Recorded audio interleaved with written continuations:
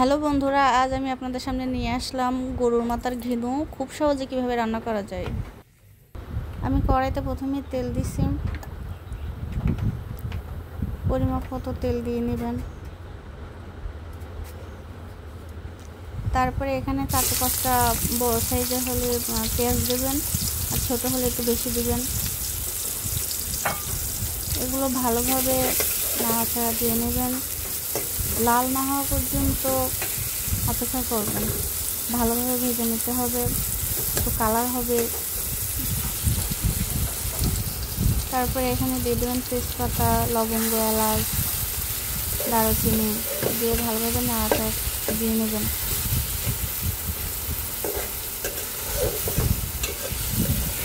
দেখবেন আমার এটা কালার চলে আসছে।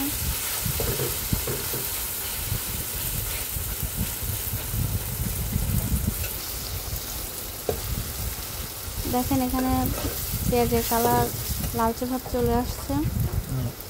এরপরে এখানে দিয়ে দেবেন 1 চামচ আদা বাটা, 1 চামচ রসুন বাটা,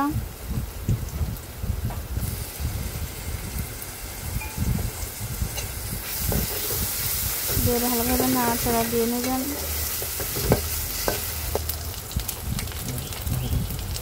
তারপরে দিয়ে দেবেন 1 চামচ লবণ।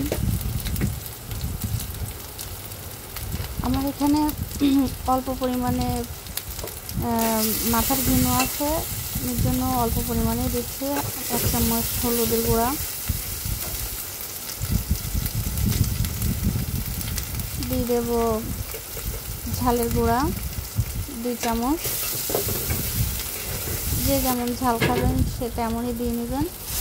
তারপরে দেবেন পানি, অল্প ওই পানি দেবেন, কারণ এখান থেকে পানি বের হবে। এটা ভালোভাবে কষিয়ে নিতে হবে। দেখেন কালারটাও ভালো চলে আসছে।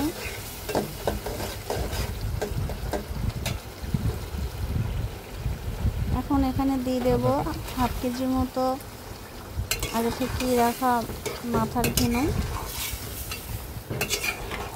এটা ভালোভাবে কষিয়ে নিতে হবে।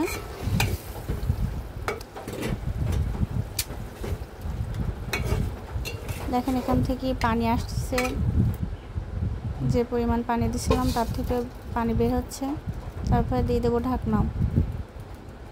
ঢাকনা দিয়ে 5-6 মিনিট জাল করবেন। দেখেন আমার এটা মোটামুটি অনেকটা পানি বের হয়েছে।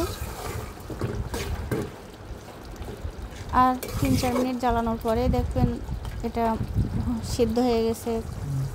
এখন এখানে আমি অ্যাড করব গরম মশলা গুঁড়া, তারপর দিয়ে দেবো জিরে মরিচের গুঁড়া। তারপর এটা ভালোভাবে নাড়িয়ে চাড়িয়ে এখানে কাঁচা লঙ্কাটা দিলে ঘ্রাণ ভালো আসে। গরুর মাথার ঘিনুটা রান্না শেষ।